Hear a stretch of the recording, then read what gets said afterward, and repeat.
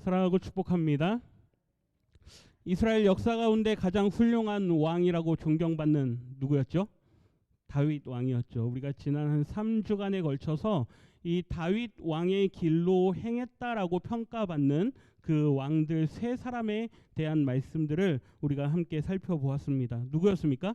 여호사밧과 히스기야와 요시야. 그렇죠. 이 세 명 왕들에 대한 우리가 말씀들을 함께 살펴보면서 각각 그들 각자의 위기의 시대 때 과연 그들은 그 위기의 상황들을 어떻게 이겨나갔는가, 이러한 것들을 우리가 함께 깨닫고 또 우리 각자의 삶에 적용하는 그러한 시간들을 함께 가졌습니다.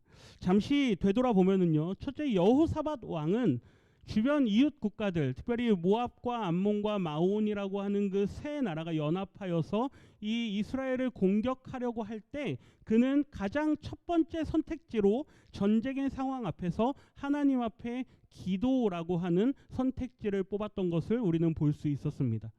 그리고 그는 기도로 머물러 있지 않고 그 기도한 것을 가지고 하나님을 신뢰하는 자리까지 나아갔죠. 그래서 하나님을 믿고 하나님의 말씀에 대한 철저한 신뢰를 모든 이스라엘 백성들에게 요구하였습니다.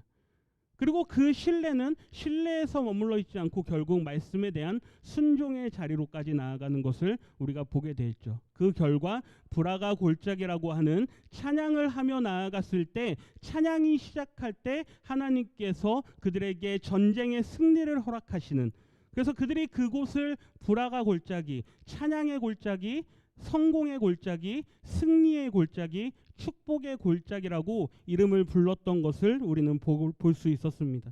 그래서 이 기도와 또 믿음이라고 하는 신뢰와 또 하나님의 말씀에 대한 순종이라고 하는 것은 우리가 평생에 살아가면서 우리의 신앙의 원리로 삼아야 된다라고 하는 것, 이것을 우리가 함께 말씀을 통해서 깨달을 수 있었습니다. 우리가 기복신앙이라는 말을 많이 합니다. 제가 여러 번 말씀을 통해서 나눈 적이 있었는데요, 우리가 복을 받기 위해서만 신앙생활을 하면 그것은 기복신앙이라고 했죠. 하나님을 자판기로 만드는 겁니다. 하나님, 제가 지금 이게 필요합니다. 저에게 이걸 주십시오. 이거는 기복신앙입니다. 그러나 하나님을 열심히 믿고 열심히 하나님을 따르다 보니 하나님께서 우리에게 은혜를 주시고 복을 주시는 것은 지극히 성경적이다라고 말씀을 드렸습니다. 이 우선순위가 바뀌면 안 된다라고 하는 것이죠. 복을 추구하기 위해서 내가 신앙생활을 하는 것이 아니라 하나님을 열심히 섬기다 보니 나를 구원하신 그 구원의 은혜가 감사하여서 열심히 예배하고 하나님을 따르다 보니 하나님께서 내 삶에 은혜를 베푸시는 것, 이것은 우리가 성경의 곳곳에서 보게 되어지는 것이죠. 그래서 여호사밧을 통해서 우리가 배울 수 있었던 것은 인생의 위기에서 과연 우리는 이 기도와 말씀에 대한 신뢰와 믿음과 그리고 그에 대한 순종으로 나아가는가, 이것을 우리가 함께 깨달을 수 있었던 것입니다. 두 번째, 히스기야 왕을 통해서 우리는 그의 위기의 상황 앞에서 과연 하나님과의 관계가 지금 어떠한가, 그래서 하나님과의 관계를 온전히 세우는 일이 우리의 인생에 가장 먼저 선행되어져야 된다라고 하는 그러한 것들을 함께 말씀을 통해서 생각하는 시간을 가졌습니다. 히스기야 왕은 아수르가 공격하는 그 국가적인 위기 앞에서 그는 나라를 먼저 점검합니다. 왜 우리에게 이 아수르라고 하는 나라에 공격이 일어났는가? 그리고 왜 우리나라에 이러한 위기가 발생했는가? 첫째, 하나님 보시기에 우리가 악을 행했다. 그리고 하나님을 버렸다. 성소를 등졌다. 그리고 성전의 문을 닫아버렸다. 분향단의 그 분향하는 등불을 꺼버렸다. 그 결과 우리가 하나님 앞에 예배하지 않았다라고 하는 이 모든 우리의 지금 현재 상황을 진찰하기 시작하죠. 그러면서 내린 처방이 뭐였습니까? 하나님과의 관계를 회복하라라고 하는 것이죠. 성전의 문을 수리합니다. 그리고 모든 제사장들을 불러서 성결하게 하죠. 그리고 고관 백성들을 다 불러 모아서 하나님 앞에 예배할 것을 지시합니다. 모든 회중들이 다 하나님 앞에 예물을 가져와서 하나님을 예배하죠. 그리고 그 모든 일이 원래대로 순서대로 그렇게 되도록 되어져 있던 대로 잘 진행되어졌다라고 말씀이 기록하는 것을 우리는 볼 수 있었습니다. 그래서 히스기야를 통해서 우리가 배울 수 있었던 것은 내 인생을 돌아볼 때 지금 내가 위기의 상황에 있다 하면 과연 나는 하나님과 어떠한 관계를 맺고 있는가? 하나님과 나와의 관계를 먼저 살펴보라라고 하는 말씀을 우리가 함께 나눴습니다. 그리고 마지막으로 요시야 왕을 통해서는 인생의 위기 앞에서 우리가 삶을 개혁하고 개척해 나가되 전방위적으로 철저한 개혁이 필요하다라고 하는 것을 배웠죠. 어린 나이, 약간 그의 나이 이제 막 8세라고 하는 아주 어린 나이에 왕이 되었고 16세에 그가 하나님을 부르기 시작했고 20세가 되기 전에 그는 하나님에 대한 아주 확신한 믿음을 가지고 있었습니다. 그 결과 그는 자녀들을 불태워서 인신제사를 드렸던 그 몰렉의 산당을 다 제거하죠. 그리고 솔로몬 때 들여왔던 모든 이방 우상들을 모아놨던 그 우상 산당들을 또 제거합니다. 멸망산이라고 부르는 곳이었죠. 그리고 베델에 세워놨던 산당들을 허물고 아세라 목상들을 불사르고 그것을 빻아서 가루를 만듭니다. 그리고 섬기던 제사장들의 무덤에다 그것을 다 뿌려버리죠. 그 정도가 어느 정도였습니까? 당시 아수르의 그 지배하에 있던 북쪽 이스라엘 영역뿐만 아니라 자신이 통치하는 남쪽 영역 그리고 전방위적으로 동서남북 가릴 것 없이 하나님께서 이스라엘 12지파에게 주셨던 이 가나안 땅 전역에서 종교를 개혁해 나가는 그들의 우상들을 제거하는 그 일들을 시행하는 것을 우리는 볼 수 있었습니다. 어느 한 부분만 시행하고 이 부분은 적당히 타협하고 남겨놔서는 안 된다라고 하는 것이죠. 요시야를 통해서 우리가 배울 수 있었던 것은 우리의 신앙을 개혁하는 일에는 어느 한 부분만 해서는 안 된다라고 하는 것입니다. 아주 전방위적으로 철저하게 개혁을 해야 된다라고 하는 것이죠. 우리의 말과 행동, 생각하는 것 그리고 아주 작은 사소한 습관 하나까지도 우리의 삶에 전방위적인 개혁이 반드시 수행되어져야 된다라고 하는 것입니다. 이것을 신학적인 용어로 성화되어져 간다라고 말합니다. 하나님 앞에 우리가 거룩한 백성으로 변화되어져 가는 것이죠. 우리의 가지고 있는 아주 어린 시절부터 우리가 고착시켜온 우리의 기질까지도 하나님께서는 바꾸실 수 있는 분이십니다. 우리가 사람의 기질은 잘 바뀌지 않는다라고 세상 사람들은 이야기합니다. 그러나 하나님의 은혜를 정말로 충만하게 경험하면 그 사람의 가지고 있는 기질까지도 변화시키실 수 있는 분이 하나님이시죠. 그렇기 때문에 우리의 기질을 탓해서도 안 되는 것이죠. 오늘은 제헌절입니다. 나라가 세워질 때 그 나라를 이끌어갈 헌법을 제정해서 그것을 공포하는 날이죠. 이제 아이들을 키우다 보면 아이들이 많은 질문들을 합니다. 모든 게 새롭기 때문에 그렇겠죠. 어제도 이제 저희 아이와 차를 타고 가는 길에 길거리에 도로에 이렇게 태극기가 걸려 있는 걸 보고 물어봅니다. 왜 태극기가 걸려 있어요? 내일이 제헌절이야. 그렇죠? 제헌절은 한 나라를 운영하기 위해서 반드시 필요로 하는 한 법을 정하는 날이죠. 그리고 그 법을 이 땅에 살고 있는 그 법이 포괄하는 그 모든 범위 안에 살고 있는 그 모든 사람들을 향해서 공포되어지는 것입니다. 그 법을 따르면 반드시 안전할 것이고 그 법을 어기면 법에 따라서 처벌을 받게 될 것이다. 이스라엘 백성들에게는 법이 무엇이었을까요? 하나님의 말씀입니다. 하나님의 나라로 세움받은 그 이스라엘 백성들은 하나님께서 그들에게 주신 특별히 모세를 통해서 그들에게 주셨던 율법의 말씀이 그 나라를 이끌어가는 그 나라의 법이었죠. 하나님 나라의 백성이 된 이스라엘 백성들은 반드시 이 하나님의 말씀을 지켜야만 했습니다. 그런데 이스라엘 백성들이 어떻게 합니까? 하나님의 말씀에 대해서 그들이 등한시하고 그 말씀을 지키기보다는 세상의 우상들을 따라가기를 더 많이 하는 것을 성경은 우리에게 보여줍니다. 그러면서 결국 앞서 우리가 봤던 그 세 왕들뿐만 아니라 이스라엘의 역사가 결국 하나님의 심판을 받게 되는 것을 우리는 성경을 통해서 보게 되죠. 오늘은 이제 이 왕들에 대한 말씀들의 마지막 시간으로서 이스라엘에게 헌법과 같은 하나님의 말씀에 대해서 앞서 우리가 살펴봤던 왕들은 과연 어떻게 반응했는가, 이러한 것들을 함께 살펴보면서 오늘의 말씀의 제목은 말씀을 따라 행하십시오라는 제목으로 함께 말씀을 좀 나누기를 원합니다. 말씀을 연구하는 중에 서두에 언급한 3명의 왕들 가운데 특별히 2명의 왕들 중에서 공통점을 발견하게 됩니다. 그것은 두 왕 모두가 모든 개혁의 작업을 마친 후에 말씀에 기록된 대로 유월절을 지켰다라고 하는 것이죠. 뭐 예배드린 거 아닙니까? 뭐 이렇게 할 수 있지만 이따가 말씀들을 함께 살펴보면 이렇게 똑같이 유월절을 지켰나 싶을 정도로 두 왕이 하나님의 이 유월절 정하신 절기를 지켜나가는 방법이 똑같은 걸 보게 됩니다. 왜 그럴까요? 말씀에 기록된 대로 행했기 때문입니다. 우리가 이것을 함께 오늘 좀 살펴보도록 하겠습니다. 두 왕이 모두 말씀에 기록된 대로 유월절을 지켰다라고 하는 것은 아주 눈여겨볼 만한 부분인 것입니다. 왜 그러냐면 성경에 그렇게 기록하는데요. 지금까지는 그런 왕들이 없었기 때문인 것이죠. 앞서서는 그런 왕들이 없었습니다. 그런데 유독 앞서 말씀드린 두 명의 왕들만 이렇게 말씀에 기록된 대로 유월절을 지킨 것을 공통적으로 기록하고 있기 때문인 것이죠. 우리는 먼저 유월절 절기를 지켜나가는 데 있어서 이 두 왕에게서 보이는 공통점을 먼저 같이 한번 찾아볼 것입니다. 그러고 나서 그 가운데 배울 수 있는 교훈을 얻고 우리에게 이 말씀들을 적용하면서 오늘 말씀을 마치고자 합니다. 먼저 유월절을 지켜가는 이 왕들의 모습을 좀 살펴보겠습니다. 두 왕의 모습을 보면 공통점을 볼 수 있는데요. 유월절을 지키는 이 과정들에 관해서는 역대하 30장과 35장에 각각 히스기야 왕과 요시야 왕에 관한 말씀들을 기록하고 있는 것을 볼 수 있습니다. 오늘 저랑 왔다 갔다 하면서 말씀을 볼 겁니다. 앞에 있는 화면들을 좀 참고하시면 좋을 것 같습니다.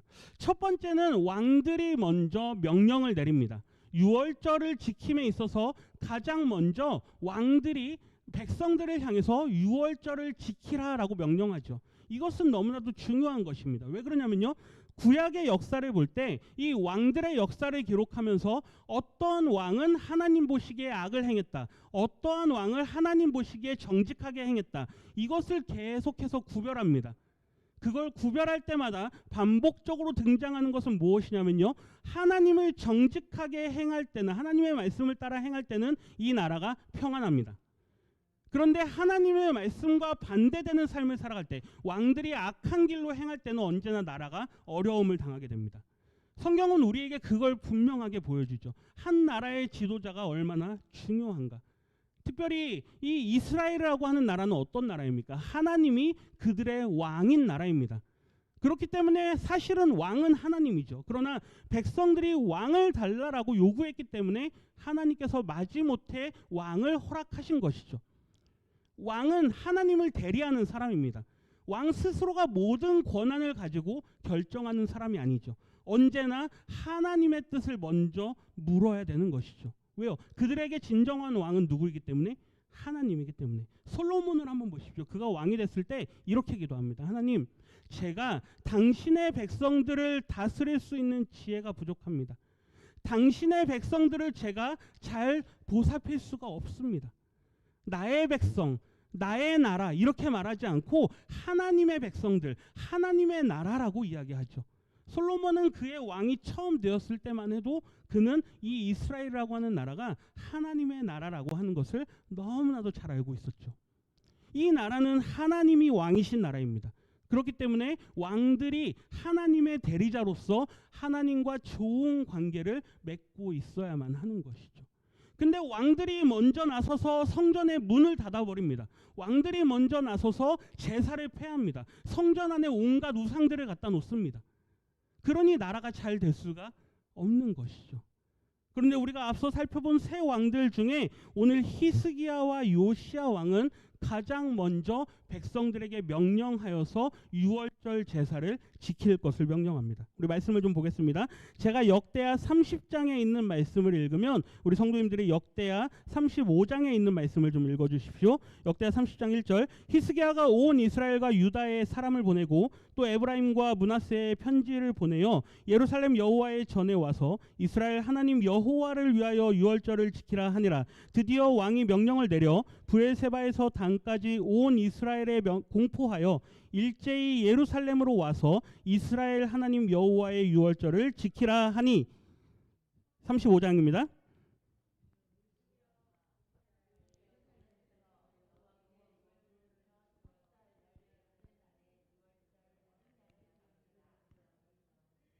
열왕기하 23장 21절도 읽겠습니다. 왕이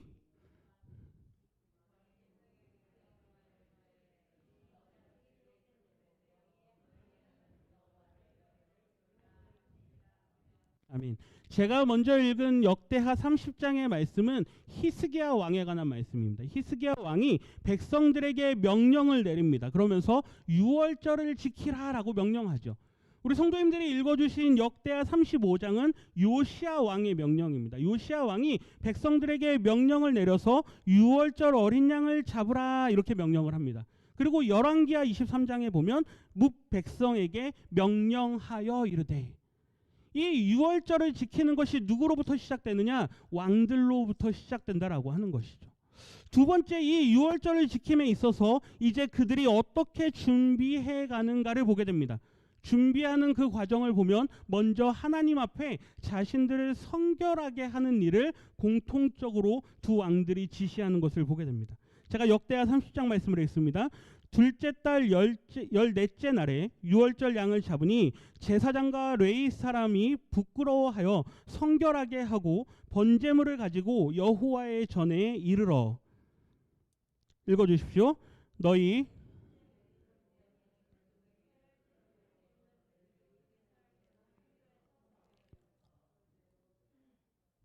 계속 읽겠습니다.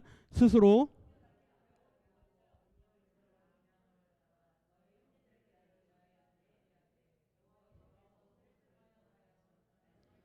행할지니라. 아멘. 앞서 읽은 역대하 30장은 히스기야 왕이 백성들에게 명령한 내용이죠. 제사장들과 레위 사람들을 다 불렀는데 그들이 부끄러워하면서 하나님 앞에 뭐 하라라고 합니까? 성결하게 하라라고 합니다. 하나님 앞에 자신들을 거룩한 백성으로 다시 구별하는 작업을 하는 것이죠. 요시야 왕도 마찬가지입니다. 모든 레위 사람들을 다 불러 모읍니다. 그리고 그들을 성결하게 하는 일을 합니다. 우리가 하나님 앞에 나아올 때마다 우리 스스로를 거룩한 백성으로 구별하는 작업을 반드시 하셔야 될 줄 믿습니다. 그 작업이 뭘까요? 회개입니다. 하나님 앞에 나아올 때마다 우리가 예배하기에 앞서서, 우리가 예배를 드리기에 앞서서, 하나님, 내가 오늘도 이 예배의 자리에 나왔습니다. 나를 예배의 자리에 불러주시니 감사합니다. 그러나 나의 연약함과 나의 부족함과 지난 한 주간도 세상 속에서 내가 세상 사람들과 구별되지 못한 삶으로 살았던 것을 용서해 주십시오. 반드시 하나님 앞에 회개하며 이 예배를 준비하실 수 있어야 됩니다. 그리고 하나님 앞에 감사하는 것이죠. 이 회개의 과정이 우리 가운데 없다면 우리는 늘 같은 예배, 늘 시간만 되면 드리는 똑같은 예배, 감격이 없고 감동이 없고 피상적으로 드리는 그러한 예배가 돼버리고 마는 것이죠. 오늘 이 예배가 하나님께서 기뻐 받으시는 예배가 되기를 소원합니다. 그러기 위해선 우리 각자가 하나님 앞에 성결하게 구별된 백성이 되어줘야 될 줄 믿습니다. 세 번째, 진행하는 과정을 한번 봅니다. 그 말씀들을 따라 진행하는 내용들을 보게 되는데요. 제가 역대하 30장 말씀을 읽습니다. 규례대로 각각 자기들의 처소에 서고 하나님의 사람 모세의 율법을 따라 제사장들이 레위 사람의 손에서 피를 받아 뿌리니라.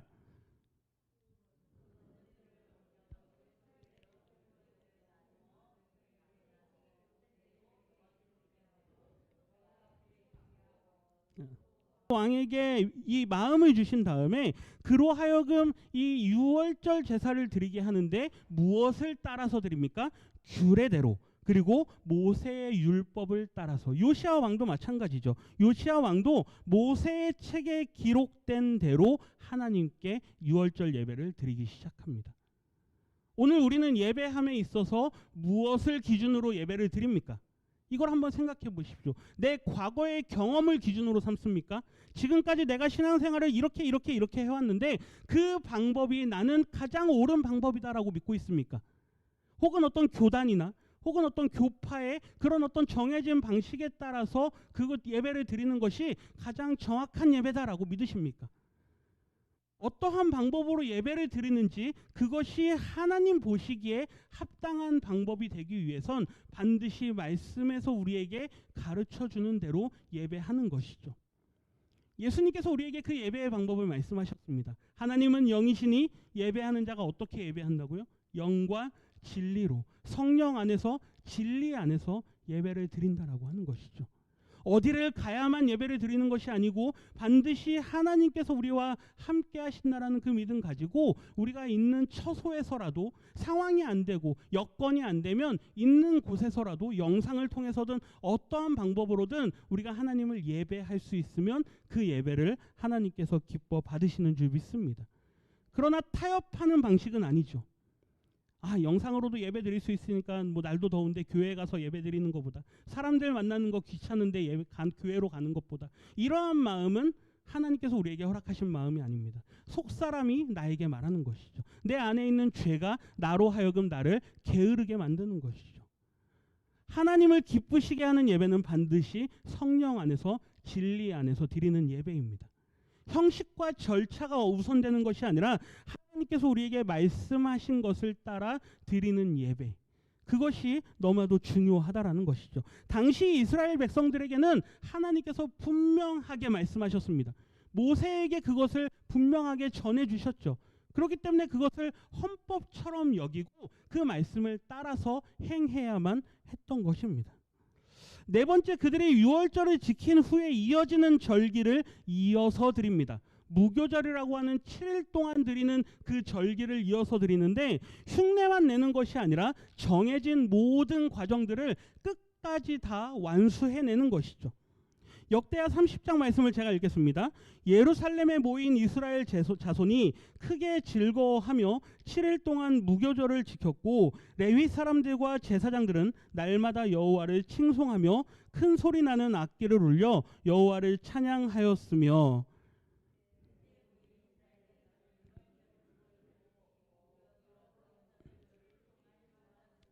히스기야 왕 때에도 유월절을 지킨 후에 7일 동안 이어지는 무교절을 지킵니다.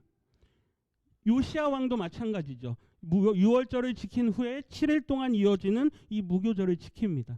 예배를 드리고 하나님 앞에서 우리가 드린 이 예배가 온전히 하나님 앞에 다 드려질 수 있도록 우리의 온 마음과 정성을 다해서 하나님을 예배해야 되는 것이죠. 어떠한 것은 내 마음에 가하고 어떠한 것은 내 마음에 불편하다, 내가 이것은 할 수 있지만 이것은 할 수 없다, 내가 선택적으로 예배에 참여하거나 내가 선택적으로 내가 좋아하는 것을 골라서 하는 것, 이것이 얼마나 우리의 편의적인, 우리의 편의를 추구하는 그러한 마음인 줄 모릅니다. 하나님께서 우리에게 예배하는 마음을 허락하시면 그 예배가 어떠한 예배든 나를 부르시는 그 자리로 우리 성도님들이 나아가실 수 있는 은혜가 있기를 주님의 이름으로 축복합니다. 얼마나 번거롭습니까? 유월절을 드리기 위해서 이따 뒤에 보겠지만 많은 제물들을 드립니다. 그러면 그 제물들을 다 잡아야 되죠. 피를 흘리고 죽이고 각을 들고 하는 이 모든 일들을 합니다. 유월절을 다 드린 다음에 또 이어서 7일 동안 또 제사를 드립니다. 한번 보십시오. 오늘 우리가 여기서 예배를 드리고 이따 또 오후 예배 또 드립니다. 그리고 제가 갑자기 선포를 합니다. 오늘부터 다음 주 돌아오는 토요일까지 7일 동안 우리는 부흥회를 하겠습니다. 아멘이십니까? 아멘이 안 하시죠, 그렇죠? 이 얼마나 마음에 번민이 막 생기겠습니까? 또 해? 7일 동안 또 한다고? 지금 그렇게 하는 것입니다. 유월절을 지키고 그걸로 끝날 줄 알았는데 아주 성대하게 유월절을 지킵니다. 그런데 거기에서 머무르지 않고 이어지는 절기인 이 무교절 절기를 7일 동안 지키는 것이죠. 부탁드리는 것은 하나님의 말씀을 따르되 부분적으로 따르지 마시고 그 말씀이 우리에게 말씀하시는 대로 그 말씀의 모든 것들을 따르시는 우리 성도님들이 되시기를 부탁드립니다. 다섯 번째, 그들이 드린 제물을 한번 보겠습니다. 제가 역대하 30장 말씀을 읽습니다.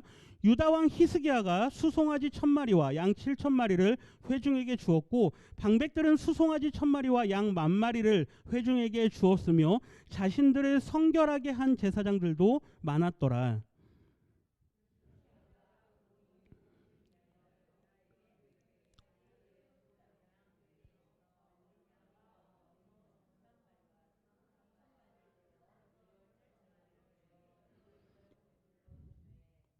계속 읽겠습니다. 방백들도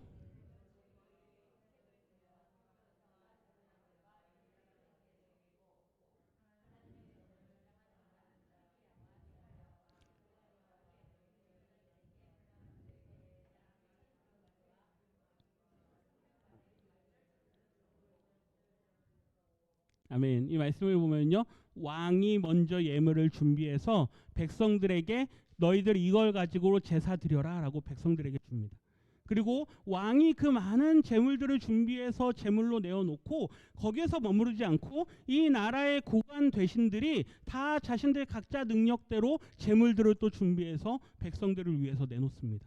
히스기야 때도 그랬고 요시야 때도 그렇고 이 왕들이 하나님 앞에 드릴 수 있는 모든 것들을 최선을 다해서 드리는 것이죠.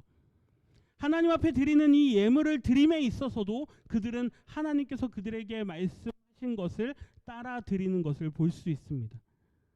우리가 하나님 앞에 이 예배하러 나아올 때 우리는 하나님께 늘 예물을 드립니다.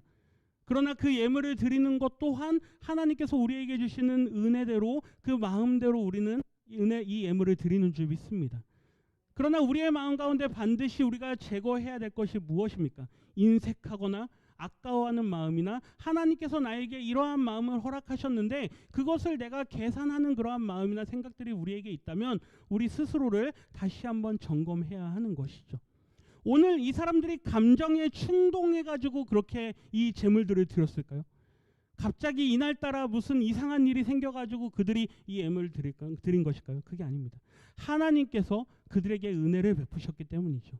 그리고 하나님께서 그들을 구원하신 그 구원의 감격과 또 우리에게 주신 이 말씀을 우리가 얼마나 지금까지 등한시하였는가에 대한 반성의 마음도 들어 있었을 것입니다. 그렇기 때문에 그들이 하나님 앞에 온 마음을 다해서 이 예물들을 드리는 것이죠. 우리의 예물 드리는 것뿐만 아니라 우리의 시간을 드리는 것도, 우리의 몸을 드리는 것도, 우리가 봉사를 하는 것도, 우리가 여러 가지 교회에서 섬기는 일들도 우리의 최선을 다해서 하나님께서 우리에게 은혜 주시는 대로 늘 하나님의 마음을 기쁘시게 하는 그러한 마음으로 이 모든 일들을 감당해 나가시는 우리 모든 성도님들이 되시기를 주님의 이름으로 축복합니다. 마지막 왕들에 대한 평가를 보겠습니다. 제가 역대하 30장 말씀을 읽습니다. 예루살렘에 큰 기쁨이 있었으니 이스라엘 왕 다윗의 아들 솔로몬 때로부터 이러한 기쁨이 예루살렘에 없었더라. 선지자 사무엘 이후로 이스라엘 가운데에서 유월절을 이같이 지키지 못하였고 이스라엘 모든 왕들도 요시야가 제사장들과 레위 사람들과 모인 온 유다와 이스라엘 무리와 예루살렘 주민과 함께 지킨 것처럼은 유월절을 지키지 못하였더라. 아멘. 바꿔 말하면 뭡니까? 앞서 이 두 왕처럼 이렇게 하나님께서 명령하신 절기를 제대로 지킨 왕들이 없었다라고 하는 것이죠. 근데 보십시오. 누구 이후로요? 앞서서는 솔로몬 때로부터, 그렇죠? 그리고 선지자 사무엘 이후로 하나님께서 기뻐하시는 예배를 드림에 있어서 이 두 왕이 얼마나 정성을 다해서 얼마나 열심으로 이 예물과 하나님 앞에 드리는 이 예배를 준비했는지 모릅니다. 오늘 우리가 드리는 이 예배를 하나님께서 바라보시면서 야, 내가 고산제일교회가 설립된 이래로 50년 동안 이런 예배는 처음 받아본다. 할렐루야. 할렐루야. 하나님께서 우리 교회를 바라보시면서 내가 지금까지 이 교회를 통해서 드려진 이 예배, 앞서서도 하나님이 기뻐하시는 예배를 드렸지만 매일매일 드려지는 그 예배가 전날의 예배보다 더 하나님을 기쁘시게 하는 예배, 작년에 드렸던 예배보다 올해 드리는 예배가 더 하나님을 기쁘시게 하는 예배가 되면 하나님께서 얼마나 기뻐하시겠습니까? 이러한 예배를 드리시는 우리 모든 성도님들이 되시기를 부탁드립니다. 이 두 왕에게서 우리는 무엇을 배울 수 있습니까? 하나님의 말씀에 대해서 그들이 얼마나 철저하게 순종했는가를 우리는 보게 되는 것이죠. 그들은 하나님의 말씀에 기록된 대로 행했습니다. 왜 그럴까요? 하나님의 말씀이 그들에겐 무엇이기 때문에요? 법이기 때문입니다. 하나님께서 그들에게 너희들은 이 말씀을 따라 살아라라고 그들에게 말씀을 주셨기 때문입니다. 그래서 성경은 기록된 대로 모세의 정한 율법대로 계속해서 반복해서 우리에게 그걸 보여주죠. 우리 신명기 26장 말씀을 같이 한번 읽어보겠습니다. 뜻을 생각하시면서 우리 16절부터 19절까지 말씀입니다. 오늘 내 하나님 여호와께서 이 규례와 법도를 행하라고 내게 명령하시나니 그런즉 너는 마음을 다하고 뜻을 다하여 지켜 행하라. 내가 오늘 여호와를 내 하나님으로 인정하고 또 그 도를 행하고 그의 규례와 명령과 법도를 지키며 그의 소리를 들으라. 여호와께서도 내게 말씀하신 대로 오늘 너를 그의 보배로운 백성이 되게 하시고 그의 모든 명령을 지키라 확언하셨느니라. 그런즉 여호와께서 너를 그 지으신 모든 민족 위에 뛰어나게 하사 찬송과 명예와 영광을 삼으시고 그가 말씀하신 대로 너를 내 하나님 여호와의 성민이 되게 하리라. 아멘. 하나님의 백성이 되게 하신다라는 것은 하나님께서 그들의 왕이 되신다라고 하는 것입니다. 어떻게 될 때요? 그들이 하나님의 말씀을 따를 때요. 하나님을 하나님으로 인정하고 그 주신 모든 말씀들을 그들이 따라 살아갈 때 하나님께서 너희들은 내 백성이 될 것이다. 나는 너희의 하나님이 될 것이다. 너희의 왕이 될 것이라고 말씀하시죠. 모세가 죽었습니다. 모세 다음에 여호수아가 이스라엘을 이끄는 지도자가 됩니다. 너는 마음을 강하게 하라, 담대하라 라고 말씀하신 후에 이렇게 말씀하시는데요. 여호수아 1장 8절 같이 읽습니다. 이 율법책을 내 입에서 떠나지 말게 하며 주야로 그것을 묵상하여 그 안에 기록된 대로 다 지켜 행하라. 그리하면 내 길이 평탄하게 될 것이며 내가 형통하리라. 아멘. 그 안에 기록된 대로 다 지켜 행하라. 모세에게 준 이 모든 말씀들을 너는 반드시 다 지켜 행하라. 다윗 왕이 죽습니다. 그의 아들 솔로몬에게 유언과 같은 말씀을 남기죠. 열왕기상 2장 3절 말씀 같이 읽습니다. 내 하나님 여호와의 명령을 지켜 그 길로 행하여 그 법률과 계명과 율례와 증거를 모세의 율법에 기록된 대로 지키라. 그리하면 내가 무엇을 하든지 어디로 가든지 형통하리라. 아멘. 다윗 왕도 그의 아들 솔로몬을 향해서 모세를 통해서 우리에게 주신 이 하나님의 모든 말씀들을 다 지켜 행하라. 그리하면 형통할 것이다. 이 나라에 샬롬이 임할 것이다. 이 나라에 평안이 임할 것이다. 하나님께서 이 나라를 강하게 하실 것이다. 은혜를 베푸실 것이다. 히스기야와 요시야 왕 이 두 왕 모두 하나님의 말씀에 기록된 대로 그 말씀을 지켜 행했던 것이죠. 요시야 왕에 대한 평가를 열왕기 하에서 이렇게 기록하는데요. 다시 한번 말씀을 읽어드립니다. 요시야와 같이 마음을 다하며 뜻을 다하며 힘을 다하여 모세의 모든 율법을 따라 여호와께로 돌이킨 왕은 요시야 전에도 없었고 후에도 그와 같은 자가 없었더라. 아멘. 하나님의 모든 말씀을 마음과 힘과 뜻을 다해서 열심으로 지켰던 사람이 요시야 전후에도 없었다. 예배 한번 잘 드렸다. 이게 오늘 말씀의 핵심일까요? 6월절 예배를 한번 성대하게 한번 드렸다. 축제와 같은 예배를 한번 드렸다. 그게 이 말씀의 핵심일까요? 아닙니다. 하나님의 말씀에 얼마나 우리가 철저하게 순종하는가, 그것을 성경이 우리에게 가르치고 있다는 것이죠. 예배를 화려하게 드리는 것이 하나님께서 기뻐하는 것이 아니라고 하는 것입니다. 그것은 나타나는 모양이죠. 그러나 그들의 속마음이 어떠한지는 우리는 알 수 없습니다. 하나님께서는 그 속마음까지도 보시는 분이시죠. 그렇기 때문에 요시야의 그의 마음을 하나님께서 보시고 온 마음을 다해서 그가 하나님을 섬겼다라고 말씀하고 있는 것입니다. 이 시대의 문제가 무엇입니까? 하나님의 말씀은 넘쳐납니다. 그런데 그 말씀을 각자가 자기 마음대로 해석하기에 급급합니다. 어제도 시청 광장에서 동성애와 관련된 그런 축제가 있었다고 합니다. 거기에 보면 동성애를 찬성하는 기독교 단체들도 많이 있습니다. 하나님의 말씀이 정말로 그들이 연구해보고 그 말씀을 정말로 철저하게 살펴봤을 때 정말로 그 말씀들이 동성애에 대해서 하나님께서 인정하시고 허락하시는 것인가 아닌가, 우리는 분명한 답을 얻을 수 있습니다. 그런데 말씀에 대한 해석을 자기들이 원하는 대로 해석하는 것이죠. 저는 말씀을 연구하는 사람입니다. 말씀을 분명하게 읽고 해석하다 보면 이 말씀이 동성애에 대해서뿐만 아니라 모든 죄에 대해서 하나님께서 우리에게 분명하게 말씀하고 있는 것을 보게 됩니다. 우리는 사람을 혐오하지 않습니다. 죄를 조장하고 죄를 자꾸 부추기는 그러한 죄의 세력들이 있기 때문에 그것에 대항하는 것이죠. 결국 사단이 그 뒤에서 모든 것들을 움직이고 있는 것을 우리는 역사를 통해서 보게 됩니다. 하나님께서 이 마지막 때를 살아가는 우리를 바라보시면서 반드시 찾고 계시는 사람들이 있습니다. 어떠한 사람들일까요? 그 말씀대로 살아가기 위해서 몸부림치는 사람이죠. 율법주의적인 것을 말씀드리는 것이 아닙니다. 내가 온 마음으로 하나님의 말씀을 나에게 주시는 말씀으로 믿고 그 말씀을 따라 살아가려고 하는가? 아니면 내 편의대로 말씀을 해석하고 말씀을 재단해서 이것은 내가 취하고 이것은 버리는 그러한 형태로 내가 신앙생활을 하고 있지는 않은가? 하나님께서는 북이스라엘이 멸망하기 직전에도 남유다가 멸망하기 직전에도 하나님의 선지자들을 보내셔서 이런 동일한 말씀들을 주십니다. 우리 호세아 10장 12절 말씀을 같이 읽겠습니다.